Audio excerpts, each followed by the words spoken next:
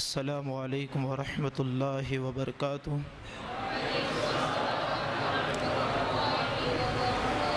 الحمد للہ رب العالمین، والصلاة والسلام علی اشرف الانبیاء والمرسلین وعلى آلہ وصحبہ وأہل بیتہ اجمعین، اما بعد فاعوذ باللہ من الشیطان الرجیم، بسم اللہ الرحمن الرحیم۔ قل هل يستوي الذین يعلمون والذین لا يعلمون، صدق اللہ العظیم، وصدق رسوله النبی الامین المتین الکریم، ونحن على ذلك لمن الشاہدین والشاکرین والذاکرین، والحمد للہ رب العالمین۔ حیرت ہے کہ تعلیم و ترقی میں ہے پیچھے،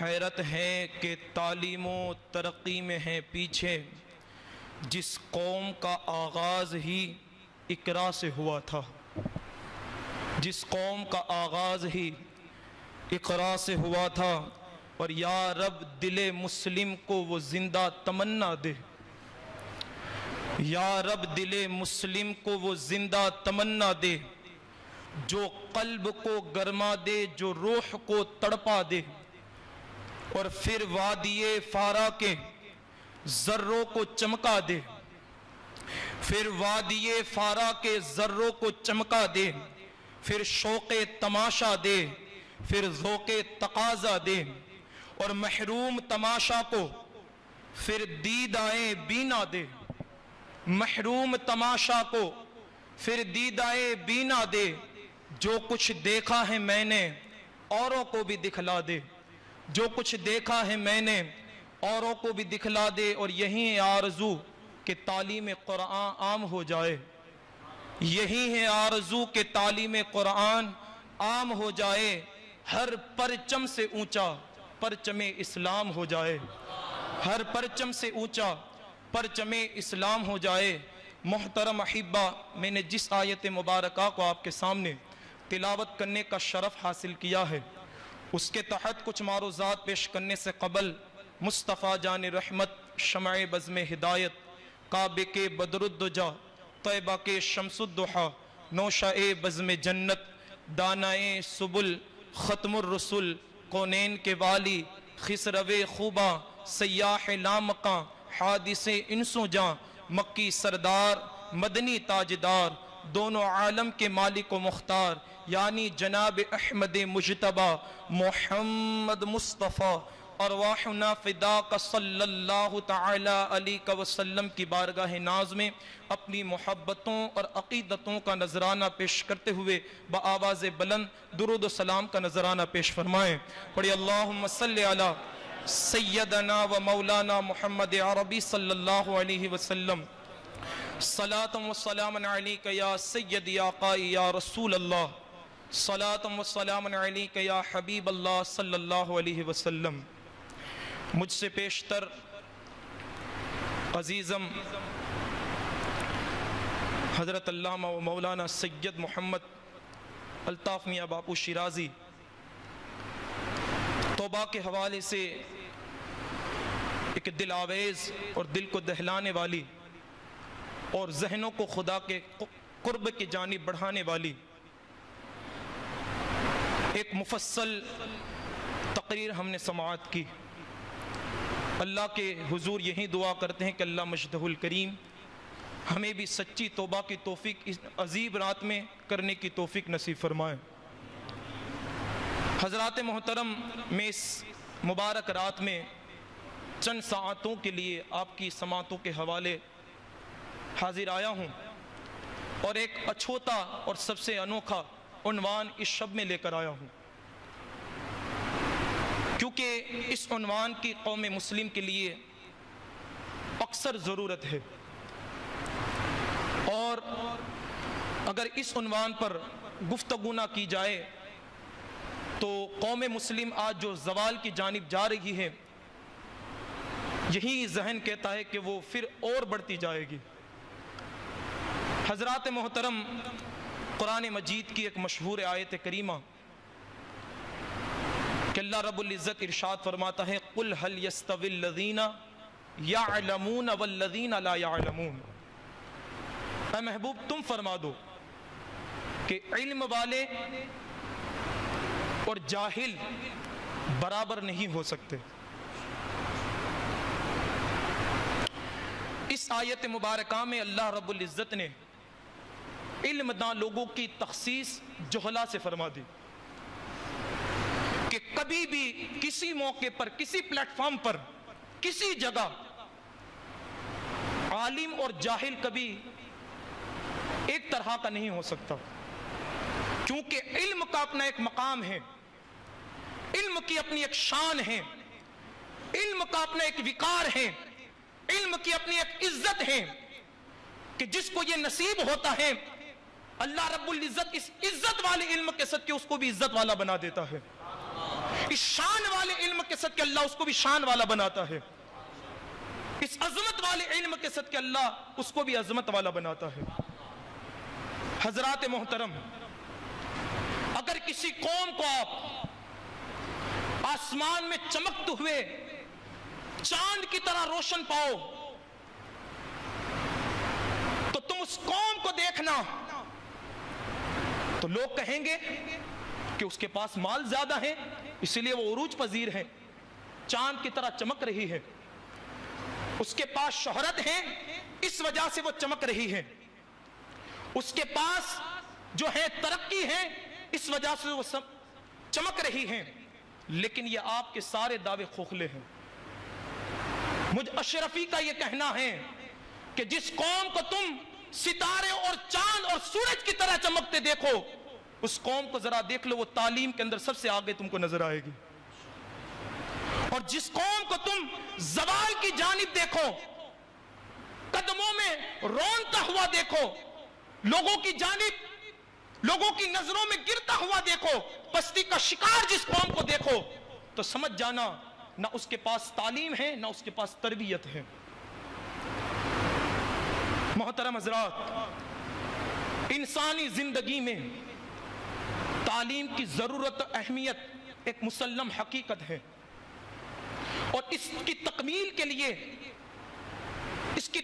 کے لیے ہر دور میں نمایاں کارکردگی کی گئی ہے اور اس پر زور دیا گیا ہے، لیکن تعلیم کے اوپر جتنا زور دین اسلام نے دیا اتنا زور کسی نے نہیں دیا، کیونکہ خود پیغمبر اعظم صلی اللہ علیہ وسلم، معلم انسانیت صلی اللہ تعالی علیہ وسلم فرماتے ہیں کہ جس نے اپنے اصحاب کو اپنی محفلوں میں بٹھا کر اتنا علم کے قریب کیا، اتنا علم کے قریب کیا کہ اسی محفل میں بیٹھنے والا ابو بکر کبھی صداقت کا تاجدار بن کے چمکتا ہے، عمر کبھی عدالت کا پیکر بن کر چمکتا ہے، عثمان کبھی سخاوت کا سلطان بن کر چمکتا ہے، اور علی حیدر کرار بن کر چمکتا ہے۔ وہ محفل رسول کے صدقے ہوا کرتے تھے۔ تو حضور پاک علیہ الصلوۃ والتسلیم ارشاد فرماتے ہیں، حضرت انس رضی اللہ تعالیٰ عنہ سے روایت ہے، آقا دو جہاں صلی اللہ علیہ وسلم ارشاد فرماتے ہیں کہ ہر مومن، ہر مسلمان، مرد اور عورت پر علم دین کا حصول فرض ہے، علم دین کا حصول فرض ہے، اور یہ جی حدیث پاک جو ہیں صحائح ستہ کی کتابوں میں موجود ہے۔ محترم حضرات، حضور پاک علیہ الصلوۃ والتسلیم کے اس قول سے واضح طور پر ثابت ہو گیا کہ ہر مسلمان کو طلب علم کا طلب کرنا فرض ہے، ضروری ہے، لازمی ہے، لیکن بات یہ ہے کہ علم کتنا حاصل کرے۔ سوال یہ ہے کہ کتنا حاصل کرے۔ کیا ہر کوئی عالم بن جائے؟ کیا ہر کوئی مفتی بن جائے؟ ہر کوئی محدث بن جائے؟ ہر کوئی مفسر بن جائے؟ ہر کوئی شیخ الحدیث بن جائے؟ ہر کوئی شیخ التحقیق بن جائے؟ نہیں، ایسا نہیں ہے۔ علم کتنا حاصل کرنا ہے ہر مسلمان کے لیے. اور اگر کوئی عالم بن گیا تو یہ رب کا فضل ہے, اگر کوئی مفتی بن گیا تو یہ رب کا فضل ہے, اگر کوئی مفسر بن گیا تو یہ رب کا فضل ہے, اگر کوئی محدث بن گیا تو یہ رب کا کرم ہے, رب کی عنایت ہے. لیکن ہم ہر مسلمان کو کتنا حاصل کرنا ہے اس حدیث پاک کی روشنی میں. تو بزرگان دین مستند کتابوں میں تحریر فرماتے ہیں کہ لکھتے ہیں کہ اتنا علم حاصل کرنا ضروری ہے کہ جس سے مسلمان کو اپنے عقیدے کے حوالے سے یقینی اور حقیقی معرفت حاصل ہو جائے, پھر اللہ کی عبادت کا طریقہ معلوم ہو جائے, حضور سے محبت کے تقاضے کیسے ہونے چاہیے وہ پتا چل جائے, حرام و حلال کے اندر وہ فرق کر سکے, اتنا علم حاصل ہو جائے, رشتہ داروں کے, اپنے ماں باپ کے اور خود کے حقوق پہچان سکے, اتنا علم حاصل کرنا ضروری ہے. یعنی بزرگان دین فرماتے ہیں کہ اتنا علم حاصل کرنا ہر مسلمان کے لیے ضروری ہے کہ جس سے وہ شریعت مطہرہ کو پہچان سکے, اللہ کی ذات کو پہچان سکے, رسول اعظم کی ذات کو پہچان سکے. اتنا علم حاصل کرنا ہر مسلمان پر فرض ہے. لیکن افسوس, صدہاں کروڑ افسوس کہ آج قوم مسلم کی حالت اور جہالت کی حیرت ہیں اور انتہا ہیں. استاذ گرامی اور بالخصوص حضرت مولانا جعفر صاحب کی موجودگی میں یہ ایک بات پیش کروں جو آج میں نے پروفیسر کی ان کے مقالے میں یہ بات پڑھی تو میری حیرت کی انتہا نہ رہی. کیا بات تھی عجیب. اگر اس بات کو میں آپ کے سامنے پیش کروں تو میرا دل یہ کہتا ہے کہ ہر کسی کی آنکھیں شرم کے مارے نیچے جھک جائے گی, اور وہ حقیقت ہے جو انہوں نے بیان کیا. پروفیسر صاحب اپنے مقالے میں لکھتے ہیں, کیا لکھتے کہ ذرا سنیے گا, کہ آج قوم مسلم جہالت کے اندر جو اپنی زندگی گزار رہی ہے وہ کیا ہے ذرا دیکھیں. وہ لکھتے ہیں کہ ہندوستان کی حکومت نے تقریباً 2004 کے اندر ایک ٹیم کو تیار کیا. سنیے گا, میں آپ کو سنجیدگی کے ساتھ بتا رہا ہوں. 2004 میں ایک ٹیم کو تیار کیا اور اسے یہ حکم دیا ہندوستانی حکومت نے کہ ہندوستان میں جتنے مسلمان ہیں ان کا سروے کیا جائے کہ کتنی تعداد میں ہے. پھر دیکھا جائے کہ وہ سماجی اعتبار سے, ملی اعتبار سے, ترقی کے اعتبار سے, تعلیم کے اعتبار سے وہ ہمارا مقابلہ کر سکتے ہیں یا نہیں کر سکتے. ہمارے سامنے وہ اس معیار پر کھڑے رہ سکتے ہیں یا نہیں رہ سکتے, ہمارا مقابلہ وہ کر سکتے ہیں یا نہیں کر سکتے. اب سنیے, وہ ٹیم اپنے کام میں لگ گئی اور بڑی پیچیدگی کے ساتھ اس نے اپنے کام کو انجام دیا. جیسے اس نے اپنے کام کو انجام کیا, سارے ہندوستان کے مسلمانوں کا سروے کیا, ان کی ملی حیثیت کو بھی دیکھا, ان کی سماجی حیثیت کو بھی دیکھا, ان کی ترقی یافتہ دور کو بھی دیکھا, اور اس کے بعد ان کی تعلیمی حیثیت کو بھی دیکھا. اس کے بعد نتیجہ کیا نکلا, اب دل کے کانوں سے سنیے گا. وہ ٹیم کہتی ہے ہندوستان کی حکومت سے, یہ 2004 کی بات ہے, وہ کہتی ہیں اے ہندوستان کی حکومت تو مسلمان سے گھبرا نہیں, کیونکہ سماجی اعتبار سے وہ ہمارا مقابلہ نہیں کر سکتے, اس کا کوئی مقام نہیں ہے سماج میں. پھر وہ دولت کے اعتبار سے ہمارا مقابلہ نہیں کر سکتی, کیونکہ دولت کے اعتبار سے مسلمان ہمارا کبھی مقابلہ کر ہی نہیں سکتی, کیونکہ ہندوستان کی سرزمین پر سب سے زیادہ اگر کوئی قوم غربت کا شکار ہے تو وہ قوم مسلم ہے. تو دولت کے اعتبار سے تو ہمارا ناممکن مقابلہ ہے. پھر وہ جو سیاسی اعتبار سے, تو سیاسی اعتبار سے بھی قوم مسلم ہمارا مقابلہ نہیں کر سکتی, کیونکہ پارلیمنٹ کے اندر ہر بڑے عہدے کے اندر مسلمان سب سے پیچھے نظر آتے ہیں, تو سیاسی اعتبار سے بھی ہمارا وہ مقابلہ نہیں کر سکتی. اب میرے عزیزو سنیے گا, وہ ٹیم کہتی ہے کہ تعلیم کے اعتبار سے بھی مسلمان ہمارا مقابلہ نہیں کر سکتی. کیوں؟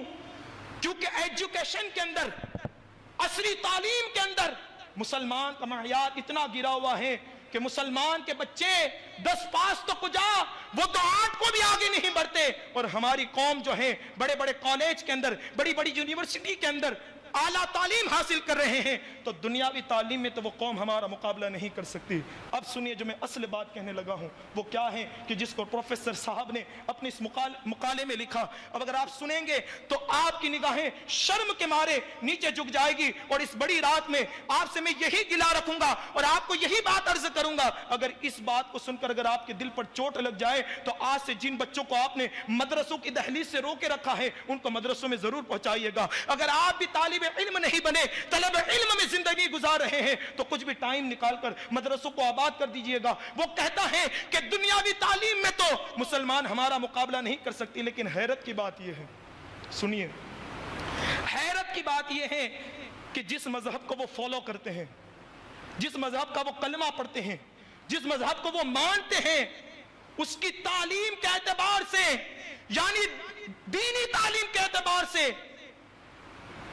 उनके हालात ये हैं कि जब हमने मुसलमान का सर्वे किया और उनको देखा कि जिस मजहब को मानते हैं उस तालीम के अंदर वो कितना आगे हैं, तो हमने जब देखा तो क्या देखा कि 100% हिंदुस्तान के मुसलमानों में, कितने जोर से बोलिए आप, 100%, 100% मुसलमानों में जो हिंदुस्तान के हैं, 100% मुसलमानों में सिर्फ 4% मुसलमान ऐसे हैं कि जिनके बच्चे मदारिस दुनिया में तालीम हासिल कर रहे हैं।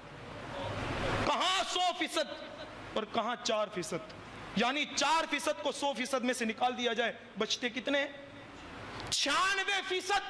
अब मैं आपसे पूछूं कि वो 96% गए कहां? कहां चले गए? तो बताऊं कहां चले गए? तालीम की दूरी ने उन्हें शराब के अड्डों के करीब कर दिया, तालीम की दूरी ने उन्हें जुओं के कारोबार के करीब कर दिया, तालीम की दूरी ने उनको ज़िनाखोरी के करीब कर दिया, तालीम की दूरी ने उनको इतना गिरा दिया कि आज मुआशरे के अंदर इनकी कोई हैसियत नहीं है। अब सोचिए आप, 100% मुसलमानों में सिर्फ 4% मुसलमान ऐसे हैं कि जो दीन की तालीम हासिल कर रहे हैं। तो पता तो ये चलता है कि इस दीन की तालीम को आप बहुत कम समझते हैं और उसको कम दर्जा देते हैं।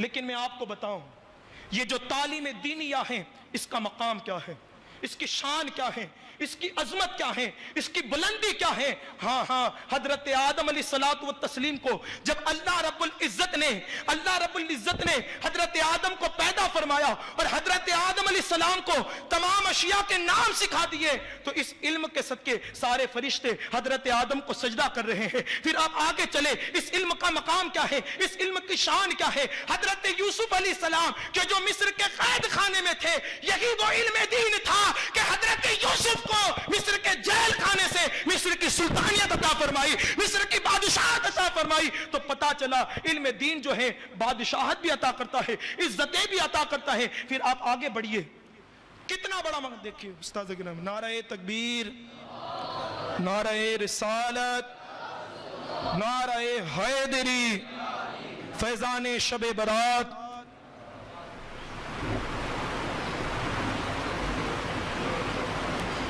दुर्द पाक नजर पेश कर, अल्लाहुम्मा सल्ली अला सैयदना व मौलाना मुहम्मद अरबी सल्लल्लाहु अलैहि वसल्लम, सलातुम व सलाम अलैका या सय्यदी आका या रसूल अल्लाह सल्लल्लाहु अलैहि वसल्लम। हाँ, यही वो इल्म है कि जिसने हजरत सुलेमान अलैहिस्सलातु व तस्लीम को बादशाहत नसीब फरमाई है। हाँ, ये वो इल्म है कि जब नबी मुख्तार सल्लल्लाहु ताला अलैहि वसल्लम की महफिल सजती तो हुजूर पाक अलैहिस्सलातु व तस्लीम इसी इल्म की ये शान बयान करते हैं कि जब तालिब इल्म तलब इल्म के लिए अपने घर की दहलीज से निकलता है, अल्लाह के मुकद्दस फरिश्ते उसके पैर तले अपने परों को बिछा देते हैं। जमीन की जितनी अशिया हैं, अल्लाह की जितने मखलूक हैं, समंदर के कतरे उसके लिए मगफिरत की दुआ करते हैं, समंदर की मछलियां उसके लिए मगफिरत की दुआ करती हैं, दरख्त जितने हैं उनकी जड़ें उसके लिए दुआ करती हैं, फिर जो है दरख्त के जितने पत्ते हैं उसके लिए मगफिरत की दुआ करती है, दरख्त के जितने फल हैं उसके लिए मगफिरत की दुआ करती है। हुजूर फरमाते हैं कि जो तलब इल्म में निकला गोया कि वो जन्नत की राह में निकला, जन्नत के मुसाफिर बना। ये हुजूर पाक अलैहिस्सलातु व तस्लीम की जबान से इल्म की शान, इल्म की फजीलत को सुन सुनकर जो महफिल में बैठते थे, उन्हीं महफिलों में हजरत फारूक आजम की जात भी बैठा करती थी। जब इस हुजूर पाक अलैहिस्सलातु व तस्लीम के अल्फाज को फारूक आजम ने सुना تو वहीं फारूक आजम 12 साल के अंदर सूरह बकरा की तफसीर को सीखते हैं, सूरह बकरा को सीखते हैं। हाँ, जब हुजूर पाक अलैहिस्सलातु व तस्लीम की ज़बान से जब ये इल्म के फज़ाइल, इल्म की अज़मतें हज़रत मौला मुर्तज़ा शेर खुदा फातिह खैबर मौला मुर्तज़ा वो अली के जिसका इल्म में दुनिया में कोई मुकाबला नहीं कर सकता, कोई उनके मुकाबिल नहीं हो सकता कि जैसा इल्म मौला मुर्तज़ा का है, जैसी शान मौला मुर्तज़ा की है, जैसा इल्मी मकाम मौला मुर्तज़ा का है, ऐसा किसी का हो नहीं सकता। मैं क्यों ना कहूं, खुद फारूक आजम सहाबी रसूल फरमाते हैं। कैसे सहाबी? हुजूर फरमाते हैं अगर मेरे बाद कोई नबी होता तो वो उमर होता, हत्ता कि मेरे बाद नबूवत का दरवाजा बंद हो चुका है। वो उमर भी जब मौला अली की बात आती है कहते हैं कि अगर अली ना होते तो उमर भी हिलाक हो जाता। उसी महफिल में बैठने वाले मौला मुर्तज़ा, लेकिन इनके इल्म की शान क्या है मैं आपको बताऊं। सिर्फ यारो नाम अली का नारा लगाकर मोहब्बत मुकम्मल नहीं हो सकती। अली की मोहब्बत मुकम्मल उस वक्त है कि जब हम अपने अली के नाम पर अपने घरों से निकलकर मदरसों को आबाद करें, तालीम को फरोग दें। लेकिन सुने यही अली है कि जिसने इल्म को कितना फरोग दिया है।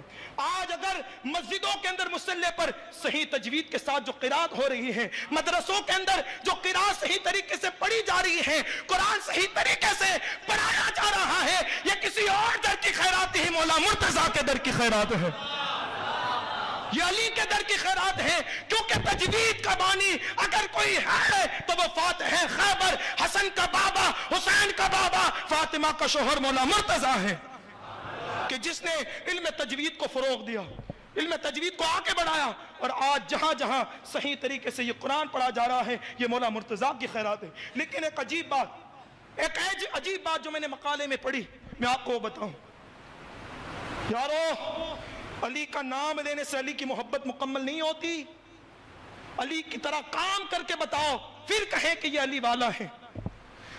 वो शहर जिस शहर को इराक कहा जाता है और उस शहर का एक मशहूर इलाका जिसको कूफा कहा जाता है, ठीक सुनिए आप, कूफा कहा जाता है।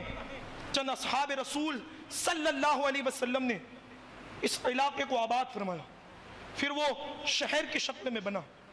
लेकिन इराक को, कूफा को वो अजमतें, वो शान और बुलंदियां नसीब नहीं थी,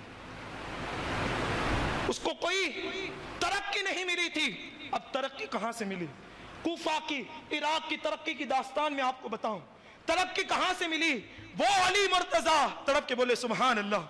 फातिह खैबर, वो अली के जिसकी शान ये है, हुजूर फरमाते हैं मैं इल्म का शहर हूं, अली उसके दरवाजे हैं। जब वो अली मदीना से निकलकर अपने इल्म वाले कदमों को लेकर जब वो कूफा शहर में आबाद हुए तो वही अली ने उस मिंबर पर बैठकर, कूफा की जामा मस्जिद में बैठकर लोगों को करीब बुलाया, उनको तफसीर भी कुरान की सिखाई, उनको हदीस भी सिखाई, हुजूर की हदीसें भी सिखाई, दीन पर कैसे चला जाए सब कुछ सिखाया। अब जरा देखे उस इलाके को, इस शहर को तरक्की कितनी बड़ी मिली। फिर हजरत इमाम बुखारी के जिसका इल्म हदीस में बड़ा काम है कि जब हदीस की बात आती है, जब बुखारी की रिवायत आती है तो फिर शक का कोई एहतमाल नहीं होता।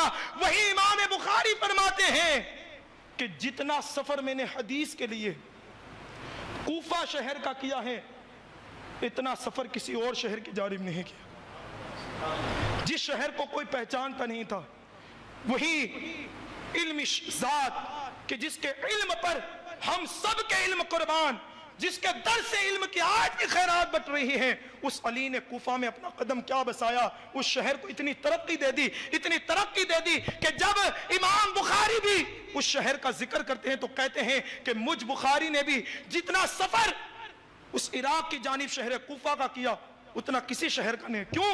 कि मौला अली ने इतने मुहद्दिस पैदा फरमा दिए थे, वहां इतने मुफस्सिर पैदा फरमा दिए थे कि इतने मुहद्दिस और मुफस्सिर कहीं और नजर नहीं आते। ये अली की जात है। फिर अली नहीं, आप अली के बेटों की तारीख पढ़े।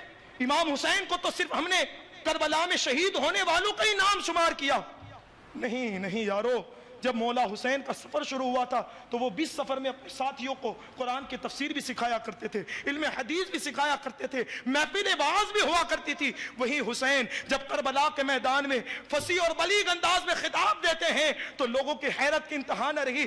ذرا سوچئے تو صحیح، یہ حضرت مولا حسین کو یہ علمی مقام کہاں سے ملا، یہ فصاحت اور بلاغت کہاں سے سیکھی؟ کیونکہ انہوں نے اپنے بابا کے در پر رہ کر علم دین کو حاصل کیا تھا، یہ ان کا علمی مقام۔ پھر آگے بڑھیں، ان کی نسل میں جتنے امام ہوئے ان کے علم کی شان کیا ہے۔ امام جعفر صادق کی ذات کو آپ پڑھیں، کیسا علم، ایسا علم کسی کا نظر نہیں آتا۔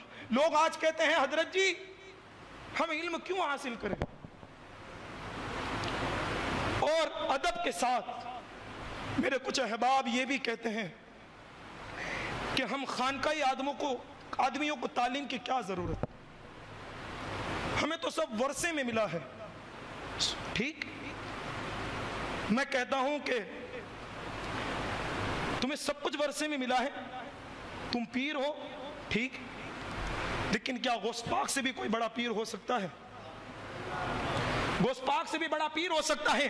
ارے ولی اس وقت تک ولی نہیں بن سکتا جب تک کہ وہ شریعت کا علم حاصل نہ کرے۔ لیکن یہ تو ولی کی بات ہے کہ ولی اس وقت تک ولی نہیں ہو سکتا جب تک کہ وہ علم حاصل نہ کرے، لیکن جو مادر زاد ولی ہو تو کیا اس کے لیے بھی علم کا حاصل کرنا ضروری ہے؟ جو مادر زاد ولی ہو اس کے لیے بھی ہے ضروری؟ تو مادر زاد ولی کون ہے؟ شیخ عبد القادر جیلانی۔ لیکن جب ان کی تاریخ پڑھیں آپ، مادر زاد ولی ہیں، اللہ نے ماں کے پیٹ میں سب کچھ عطا کیا، پھر بھی وہ گیلان سے نکل کر بغداد کا سفر فرماتے ہیں، پھر بھی وہ کر رہے ہیں۔ پھر آپ یہ بھی کہیں گے، میں آپ کو یہ بھی کہوں کہ لوح محفوظ کو پڑھنے والے کے لیے بھی علم کا حاصل کرنا ضروری ہے۔ غوث پاک کا آپ نے واقعہ سنا ہوگا کہ آپ نے بچپن کے عالم میں جب آپ کے نانا جان حضرت عبداللہ سمعی رحمت اللہ تعالیٰ علیہ کی بارگاہ سے خاتون جب رنجیدہ ہو کر باہر نکلی، میرے مرشد غوث پاک نے پوچھا وہ خاتون کہاں جا رہی ہے؟ کہا کہ حضرت جی آپ کے نانا کی بارگاہ میں آئی تھی لیکن رسوا ہو کر چلی گئی۔ کہا کہ کام کیا ہے؟ کہا کہ ایک ہی دل کو دہلانے والا اور دل سے لگنے والا ایک پیارا سا بچہ تھا لیکن وہ بھی فوت ہو چکا۔ میرے مرشد نے کہا ٹھہرو ٹھہرو، میں بھی دیکھتا ہوں۔ آپ کشف میں چلے گئے، کچھ دیر کے بعد آنکھیں کھولی اور کہا او مائی تیرا بچہ مرا ہوا نہیں بلکہ زندہ ہے۔ اپنا دیکھ، اپنے بچے کے سر سے کپڑا ہٹا کر دیکھ، تو جو بچہ مرا ہوا تھا میرے مرشد کے الفاظوں سے اللہ نے اس کو زندگی عطا فرمائی۔ تو یہ کیا تھا؟ وہاں کھڑے کھڑے غوث پاک نے اس کی لوح محفوظ پر جو تقدیر ہے اس کو پڑھا۔ اب جو تقدیر کو پڑھتا ہو بچپنے میں وہ بھی علم کے لیے سفر کرتے ہیں، اور آپ کتنے بڑے کون سے عالم ہو گئے، پیر بڑے ہو گئے کہ آپ کو علم کی ضرورت نہیں۔ اسی طرح بے شمار واقعات میں ان کتابوں کے اندر لے کر آیا تھا لیکن وقت میں اتنی گنجائش نہیں نکلی۔ ایک آخر میں ایک بات اپنی پیش کر دوں، دل کی بات پیش کر دوں۔ آج قوم مسلم اتنا زوال کی جانب ہیں کہ کاش کوئی اس کو اٹھا سکے، اور اس کی وجہ تسمیہ کیا ہے؟ علم سے دوری، علم سے دوری، علم سے محبت کا نہ ہونا، علم سے پیار کا نہ ہونا۔ میں آپ کو بتاؤں، جب جو ہے دارالعلوم کے اندر دینی تعلیم دی جاتی ہے اور اس کے مد مقابل دنیاوی تعلیم ہے، لیکن آج ہمارے معاشرے نے دنیاوی تعلیم کو اتنی عزت دی، اتنا وقار دیا کہ حیرت کی انتہا ہے۔ انکار نہیں کرتا، اپنے بچوں کو سب کچھ بنائیے، لیکن جب تک دینی علم اس کے سینے میں نہیں تب تک وہ کورا آدمی ہے، تب تک اس کا سینہ لبریز نہیں ہو سکتا جب تک اس کے سینے میں دینی علم نہیں، دینی ایجوکیشن نہیں ہے۔ لیکن آج ہم جب اس کو تولتے ہیں، ایک طرف دنیاوی علم ہے، ایک طرف دینی علم ہے۔ میں کوئی مخالفت نہیں کرتا، لیکن آپ اپنی آنکھوں سے دیکھیں، جب مدرسے کے اندر مولانا صاحب ایک کتاب کے پیسوں کے لیے کہہ دے کہ تجھے دارالعلوم کے اندر سے کتاب خریدنی ہے کہ جس کی قیمت 200 روپیہ، جب وہ بچہ جمعہ کے دن اپنے والدین کو آ کر کہتا ہے مولانا صاحب نے کہا ہے بھائی 200 روپے کی کتاب لینے کی ہے، باپ کہتا ہے مولانا کو شرم نہیں آتی؟ 200 کی بات کرتے ہیں, ذرا دیکھ نہیں رہے حالات کیسے ہیں, تنگی کے شکار ہیں ہم, اور مدرسوں میں مولانا صاحب 200 مانگ رہے ہیں. ہائے رے میرے عزیز. پھر وہی آدمی جس کا بیٹا اسکول کے اندر جا رہا ہے, فیس کی گھڑیاں قریب آتی ہیں, 5 دن قبل اس ٹیچر اس بچے کو بلاتا ہے اور کہتا ہے کہ 20,000 روپے تجھے اس 5 دن کے اندر مکمل کرنے فیس کے, اور اگر تو نے یہ نہ کیے تو تیرا داخلہ خارج کر دیا جائے گا, تجھے نکال دیا جائے گا.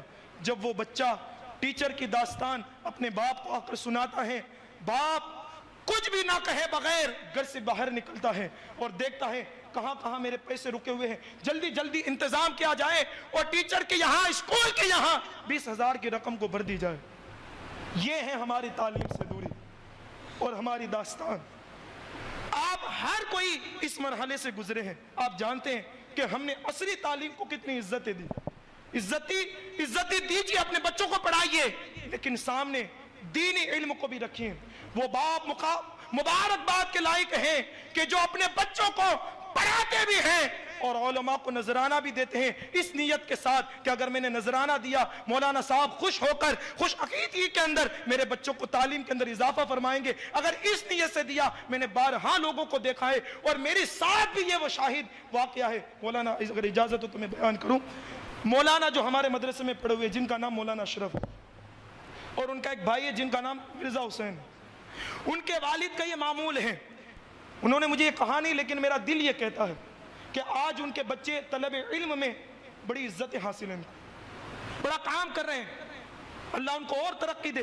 لیکن اس کے باپ کا یہ معمول ہے, تقریباً میرے پیچھے جمعہ کی نماز ادا کرتے ہیں, ان کا یہ معمول ہے.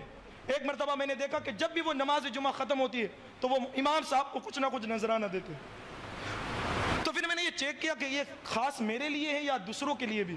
تو ایک مرتبہ میں جمعہ کے دن غیر حاضر تھا, تو میں نے دیکھا کہ اگر یہ دوسرے کے ساتھ معاملہ کرتے تو بات کچھ اور ہے, نیت کچھ اور ہے. تو کیا دیکھا کہ جو دوسرے تھے ان کے ساتھ بھی انہوں نے یہی معاملہ فرمایا. تو میں نے اپنے عزیزوں سے کہا کہ اگر اپنے بچوں کو پڑھانا چاہتے ہو تو علماء کی خدمت کرنا شروع کر دو, اللہ تمہارے بچے کو کسی نہ کسی طرح مدرسے کا مسافر بنائے گا. یہ حقیقت ہے. آپ اور دیکھیں, آپ آج یہ جہالت جو ہماری قوم کے اندر پائی جا رہی, یہ علم نہ ہونے کی بنیاد پر ہے. آج ہماری قوم شب برات نہیں آتی, اس سے 10 دن قبل یہ ایک چارٹ بنتا ہے کہ ہم نے اتنے کلومیٹر کا سفر کرنا ہے, اس درگاہ پہ جانا ہے, پیٹرول اتنا ڈالنا ہے, ٹائر کیسا اچھا ہے یا نہیں, اس کے بعد گاڑی اچھی کام کر رہی ہے یا نہیں, ہمیں اتنا سفر کرنا ہے, پوری رات اس طرح گزارنی ہے, وہاں یہ کھانا ہے, وہاں یہ کھانا, یہ پورا چارٹ بنایا جاتا ہے 10 دن قبل شب برات کے. اور آج وہی ہماری قوم کی جہالت کی انتہا, یہ نہیں دیکھتی کہ سال سال تک میں نے کتنے گناہ کیے ہیں. آج رات مسجد میں جاؤں گا, سجدہ کروں گا اور اپنے رب سے توبہ کروں گا, معافی مانگوں گا. یہ سب ہماری دوریاں مسجدوں سے کیوں ہیں؟ یہ تعلیم سے دوری ہونے کی وجہ سے ہے. تو اپنے آپ کو تعلیم کے قریب کیجئے, دین کا علم حاصل کریے. یہ مدرسے جو آباد ہیں الحمدللہ بفضلہ تعالی, حضور محسن ملت نے بڑا کرم کیا کہ دارالعلوم شمس تبریز کے زیر اہتمام دینی مدارس کا اہتمام کیا, کہ جہاں بڑے بڑے لوگ مدرسوں میں جانے کے اندر شرم کرتے تھے, انہی کے علاقوں کے اندر ایک پوشیدہ جگہ کے اندر مدرسوں کو قائم کر دیا. لیکن حیرت کی انتہا یہ ہے کہ ہم اس کام کے اندر جوائن نہیں ہو رہے ہیں, انوالو نہیں ہو رہے ہیں, ان کا ساتھ نہیں دے رہے ہیں. میں آپ سے عرض کروں گا, اگر آپ کو اللہ نے موقع دیا ہے, صبح سے لے کر شام تک اگر آپ تجارت کر رہے ہیں, رات کے وقت ان مدرسوں کو دیجئے. آپ کی زندگی بھی سنورے گی, دنیا کی زندگی بھی سنورے گی, اور کل قیامت کے دن آپ کی زندگی سنورے گی. اور آج ہی سے یہ نیت کر لیجئے کہ ہم نے جتنا علم حاصل نہیں کیا, آج سے انشاءاللہ مولا تعالی ہم مدرسوں کو آباد کریں گے, ہم اپنی مسجدوں کو آباد کریں گے, اور جو کچھ ہم نے نہیں آتا انشاءاللہ ہم اس کو سیکھنے کی, سمجھنے کی اور پڑھنے کی کوشش کریں گے. آئیے اللہ رب العزت کی بارگاہ میں دعا کرتے ہیں, اللہ کریم ہمیں خوب سے خوب طلب علم کی توفیق عطا فرمائے, طلب علم کا ہمیں مسافر بنائے, ہمیں خوب سے خوب طلب علم میں اپنی زندگانی گزارنے کی توفیق عطا فرمائے. جو کچھ بیان ہوا اس پر سب سے پہلے مجھے عمل کی توفیق عطا فرمائے, آپ احباب کو سن کر اس پر عمل کی توفیق عطا فرمائے, اور عوام الناس تک عام کرنے کی توفیق عطا فرمائے. وما الینا الا البلاغ. السلام علیکم.